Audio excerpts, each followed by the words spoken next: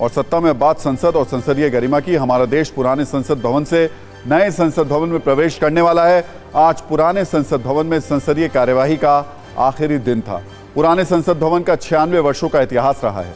ऐसे में आज हमने अपने न्यूज मित्रों के लिए पुराने संसद भवन की ऐतिहासिक घटनाओं पर सत्ता की एक कुंजी तैयार की है, जिससे आपके मन में संसद भवन के ऐतिहासिक लम्हों की एक लाइब्रेरी तैयार हो जाएगी। लेकिन इससे पहले हम आपको सत्ता की वर्कशॉप में लेकर चलते हैं, जहां एक नेताजी के हिंदी विरोध की वैचारिक मरम्मत होगी। और सत्ता की वर्कशॉप में हम आपको इसलिए बार बार बताते हैं कि लेकर चलना ज़रूरत भी हो जाता है और मजबूरी भी हो जाती है, क्योंकि अमूमन कोई ना कोई व्यक्ति ऐसा कुछ कहता है जिससे समाज पर या देश पर टकराव की या फिर बंटवारे की स्थिति बनती है। और हम इस सत्ता की वर्कशॉप में आकर के कोशिश करते हैं कि उन लोगों को वैचारिक तौर पर थोड़ा सा दुरुस्त किया जाए, थोड़ा ठीक किया जाए।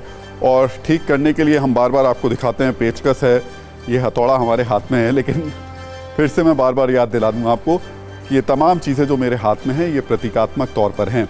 ये हथौड़ा, ये पेचकस सिर्फ प्रतीक के तौर पर है। असल में हम जो कुछ भी करते हैं इस वर्कशॉप में, यानी किसी की वैचारिक मरम्मत, वो अपने तथ्यों, तर्कों, शब्दों के जरिए ही करते हैं।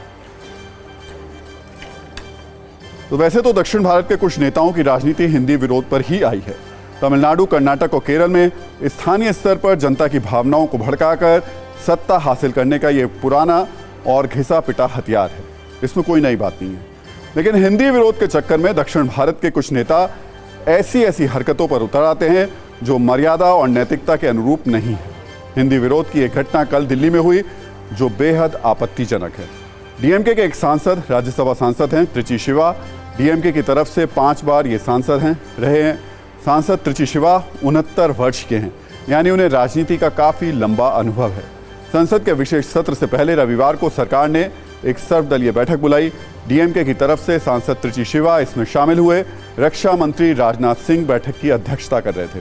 सूत्रों के मुताबिक इस बैठक में नए संसद भवन में हुए ध्वजारोहण जो कार्यक्रम था उसका शेड्यूल हिंदी में था। शेड्यूल हिंदी में होने की बात देख करके त्रिची शिवी जो थे वो भड़क गए और उन्होंने हिंदी शेड्यूल को सबके सामने फाड़ दिया। इसे देखकर वहां मौजूद सभी नेता हैरान रह गए। ये हो क्या रहा है, ऐसा क्यों किया गया? त्रिची शिवा की हिंदी विरोध की जो राजनीति है वो समझी जा सकती है।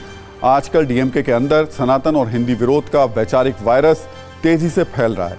हमें लगता है कि इस मानसिकता के पेंच वैचारिक स्तर पर कसने की जरूरत है। चूंकि त्रिची शिवा काफी लंबे समय से राजनीति में है, तो हो सकता है कि उनकी वैचारिक मरम्मत के लिए हमें पानी की भी जरूरत पड़े। वैसे तो नॉर्मली मैं आपको जब जनरली दिखाता हूँ, सामान्यतः यही पाना आपके सामने रखता हूँ और हम कहते हैं कि जैसे ये पाना गाड़ियों की बिल्कुल सही तरीके से उनके जो नट बोल्ट होते हैं उसको ठीक कर देता है, वैसे ही कभी कभी कुछ शब्दों के पाने होते हैं जिनके ज़रिए लोगों की वैचारिक जो बोल्ट होते हैं कभी कभी उसे कसना पड़ता है। तो 5 बार से सांसद हैं त्रिची शिवा। हमने उनके विचारों को ठीक करने के लिए 5 नंबर के पाने का इस्तेमाल करने का फैसला किया है। इससे उनके विचारों में हिंदी के प्रति आई नफरत ठीक हो सकती है और ये भी संभव है कि आगे वो एक सांसद के तौर पर हिंदी में लिखी हुई सामग्री को नहीं फाड़ेंगे। त्रिची शिवा हिंदी नहीं बोलते हैं तो ना बोलें, हिंदी नहीं पढ़ते हैं तो ना पढ़ें, लेकिन हिंदी में लिखे को दस्तावेज, निमंत्रण या शेड्यूल को इस अपमानजनक तरीके से फाड़ने का उन्हें अधिकार नहीं है। वैसे भी त्रिची शिवा की उम्र 70 के करीब है। इस तरह से क्रोध में आकर अगर वो पर्चे फाड़ने लगेंगे तो ये भाषाई उत्तेजना उनकी उम्र के लिए ठीक नहीं है। उनका रक्तचाप बढ़ेगा, हिंदी का तो कुछ नहीं बिगड़ेगा, लेकिन उनकी तबीयत बिगड़ सकती है। अगर उन्हें सर्वदलीय बैठक में हिंदी नहीं पढ़नी थी तो वो अपनी आपत्ति बोलकर दर्ज कराते और जिस भाषा में उन्हें कार्यक्रम की जानकारी चाहिए वो मिल जाती। इसमें इतना ज़्यादा नाराज होकर किसी भाषा का अपमान नहीं करना चाहिए। इतने वरिष्ठ सांसद को ये बिल्कुल भी शोभा नहीं देता।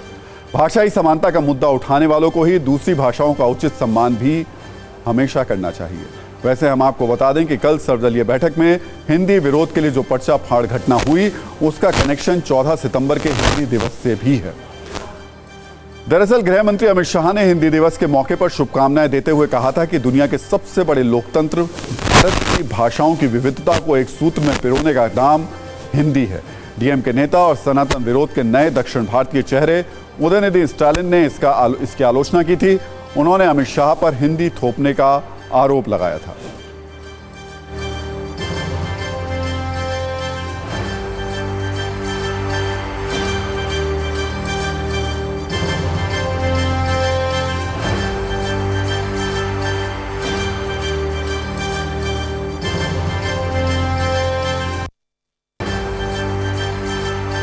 और इसके बाद रविवार को यह घटना हो गई। वैसे आपको बता दें कि वरिष्ठ सांसद त्रिची शिवा ने भले ही हिंदी वाले पर्चे को फाड़कर बैठक की गरिमा कम की, लेकिन हिंदी भाषी क्षेत्र से आने वाले रक्षा मंत्री राजनाथ सिंह ने उन्हें उसी बैठक में भरोसा दिला दिया कि आगे उन्हें अंग्रेजी में भी शेड्यूल दे दिया जाएगा। वैसे अब इस पर थोड़ी राजनीति भी हो रही है।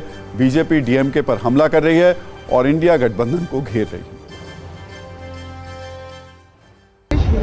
और बहुत सारी राज्य भाषाएं हमारी ऑफिशियल लैंग्वेजेस हैं। उस ऑफिशियल लैंग्वेज का जिम्मेदारी, उसको बढ़ाने की जिम्मेदारी केंद्र सरकार की होती है। उन सभी पे ध्यान रखेंगे, यही उम्मीद है। हिंदी राजभाषा है और राजभाषा के होने के नाते हमें गर्व है कि हम हिंदुस्तानी हैं, भारतीय हैं, हमारी संस्कृति भारतीय है।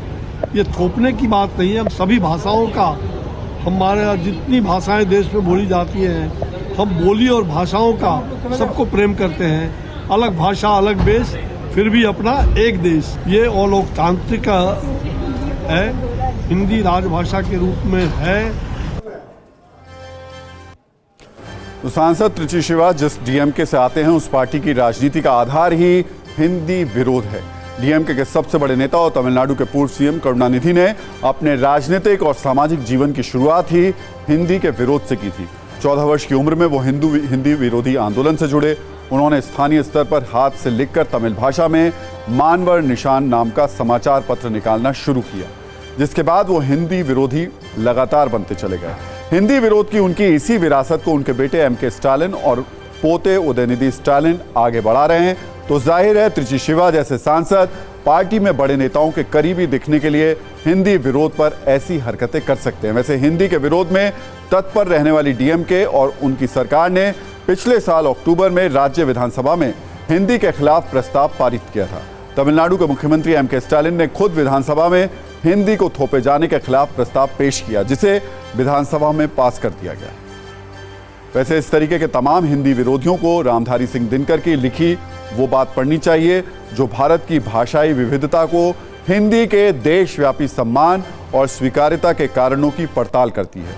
उन्होंने अपनी पुस्तक संस्कृति के 4 अध्याय में लिखा था कि उत्तर भारत की सभी भाषाएं संस्कृत से निकलकर विकसित हुई हैं। ये भी परस्पर भिन्न है, किंतु संस्कृत ने हिंदी को एक खास ढंग से विकसित करके उत्तर भारत को ऐसी भाषा दी जो थोड़ी बहुत सभी भाषा क्षेत्रों में समझ ली जाती है। तेलुगु, कन्नड़ और मलयालम भी प्राचीन तमिल से ही निकली है, लेकिन द्रविड़ क्षेत्र में उस परिवार की कोई ऐसी भाषा उत्पन्न नहीं हुई जो चारों भाषा क्षेत्रों में समझी जा सके। दिनकर जी ने यह भी लिखा कि उत्तर भारत की एक विलक्षणता यह भी है कि यहाँ सभी भाषाएं संसार की अन्य भाषाओं के समान किसी न किसी क्षेत्र के लोगों की मातृभाषाएं हैं। केवल हिंदी ही एक ऐसी भाषा है जो सही मायने में किसी भी क्षेत्र की मातृभाषा नहीं है। यही कारण है कि सारा देश उसे अपनी भाषा के रूप में अपना रहा है। अब सत्ता की वर्कशॉप में मरम्मत के 3 बड़े मैसेज क्या हैं, ये भी आपको बता देते हैं। पहला मैसेज, त्रिची शिवा को यह समझना होगा कि हिंदी विरोध करके वो राजनीति साध सकते हैं, लेकिन किसी दूसरी भाषा का भला नहीं कर सकते। दूसरा मैसेज, कुछ वोट के लिए राजनीति का स्तर इतना नहीं गिरना चाहिए कि भाषा को और उसे बोलने लिखने वालों को ही अपना दुश्मन समझ लिया जाए। तीसरा मैसेज, राजनीतिक बढ़त के लिए ऐसे काम ना करें जिनसे देश भाषाई आधार पर बटे।